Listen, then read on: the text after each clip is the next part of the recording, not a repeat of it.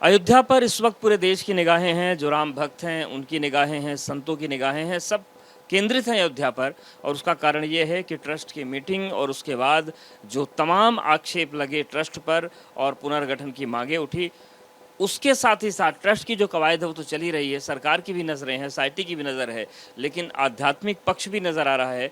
इस वक्त हम साकेत आश्रम पर हैं अयोध्या में, नया घाट में, और हमारे साथ सीताराम दास जी महाराज हैं। महाराज जी, यहाँ पर अनुष्ठान चल रहा है आपके आश्रम में, तो ये किस बात के लिए अनुष्ठान हो रहा है?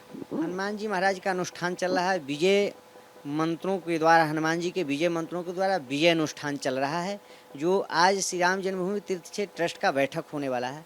हनुमान जी से हम लोगों ने प्रार्थना किया हो कि पुनर् जो है इस श्री राम जन्मभूमि तीर्थ क्षेत्र ट्रस्ट में सचिव पद पर आदरणीय चंपत राय जी को नियुक्त किया जाए। इनकी जो त्याग है, इनका जो समर्पण है, इनका जो बलिदान है, अपने आप में अकल्पनीय है, अविस्मरणीय है। इसीलिए इनके त्याग तपस्या को इग्नोर नहीं किया जाए। हनुमान जी महाराज के महामंत्रों के द्वारा जयत्यति बलो रामो लक्ष्मणश्च महाबला राजा जयति सुग्रीवो राघवेनाभिपालिता दासो हम कौशलेन्द्रस्य रामस्य क्लिष्टकर्मणा हनुमान शत्रु सैन्यानां निहंता मारुतात्मज न रावण सहस्रम में युद्धे प्रतिबलं भवेत् शीलाभिस्तु प्रहृत पादपैश्च सहस्रश अर्धत्वापुरी लंकाम अभिवाद्य च मैथिलीं समिद्धार्थो गमिष्यामि मिस्तां सर्वरक्षसाम।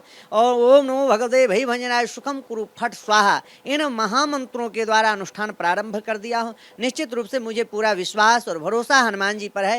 हनुमान जी महाराज की कृपा से पुनः श्री आदरणीय चंपत राय जी को जो है ट्रस्ट में सचिव पद पर नियुक्त किया जाएगा। तो क्या संत समाज की तरफ से चंपत राय जी को क्लीन चिट है? निश्चित रूप से वह निष्कलंक हैं, निष्पाप हैं, इनमें कोई जो है दाग लग नहीं सकता है। आप इनके जब जीवन उठा करके देखिएगा इनके, तो निश्चित रूप से पूर्ण रूपेण पारदर्शिता इनकी जीवन शैली रही है। इनके द्वारा लगातार 30 से 32 वर्षों तक अपना पूरा जीवन का ऊर्जा जो है राम जन्मभूमि आंदोलन से लेकर के अभी तक पूरा लगाने का काम किए।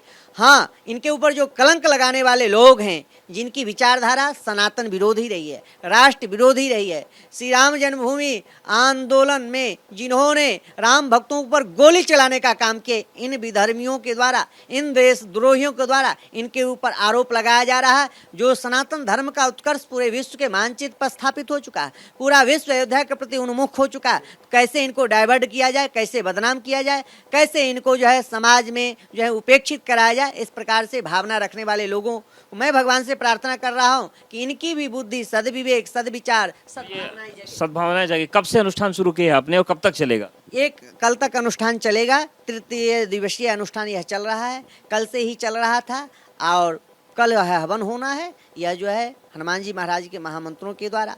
और भगवान, अगर मान लीजिए चंपत राय जी नहीं अपना इस्तीफा, आपको क्यों इस्तीफा उन्होंने खुद ही दिया था, वो नहीं बनना चाहते तब?